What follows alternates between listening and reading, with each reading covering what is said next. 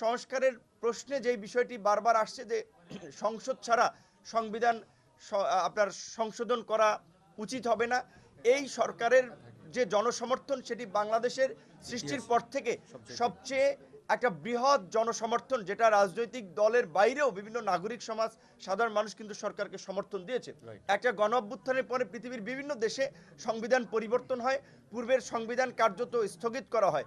তো সেই জায়গা থেকে যদি ঘোষণাপত্র দেওয়া হয় তাহলে আমার মনে হয় অনেক কিছুই স্পষ্ট হয়ে উঠবে, এবং আমার মনে হয় এই ঘোষণাপত্র এবং রাষ্ট্র সংস্কার নতুন বাংলাদেশ বিনির্মাণে আমাদের মধ্যে যে জুলাই গণ অভ্যুত্থানকে কেন্দ্র করে জাতীয় ঐক্য এবং সংহতি প্রতিষ্ঠিত হয়েছে, সেটি কোনোভাবেই ফাটল কিংবা বিভাজনের রূপ দেওয়া যাবে না। সেজন্য সবাইকে বাক্য চয়নে, শব্দ চয়নে, কার্যক্রমে সতর্ক থাকতে হবে এবং জনগণের পালস বুঝেও কাজ করতে হবে। আমরা দেখি যে কিছু কিছু নেতাকর্মী, কিছু কিছু রাজনৈতিক দলের নেতাকর্মীদের আচরণ কিন্তু আওয়ামী ফ্যাসিবাদীদের মতোই হয়ে উঠছে।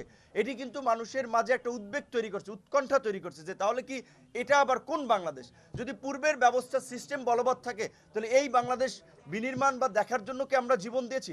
কাজেই রাজনৈতিক দলের দায়িত্ব এবং দায়িত্ববোধ রয়েছে জনগণের প্রতি সহনশীল থেকে নাগরিকদের প্রতি সম্মান দেখিয়ে তাদের রাজনৈতিক কর্মকাণ্ড পরিচালনা করা। কোনো দলের বাড়াবাড়ি, হানাহানি, মারামারি, দখলদারি, চাঁদাবাজি এগুলো যদি চলে সেই দল কিন্তু জনগণের দ্বারা প্রত্যাখ্যাত হবে। আমরা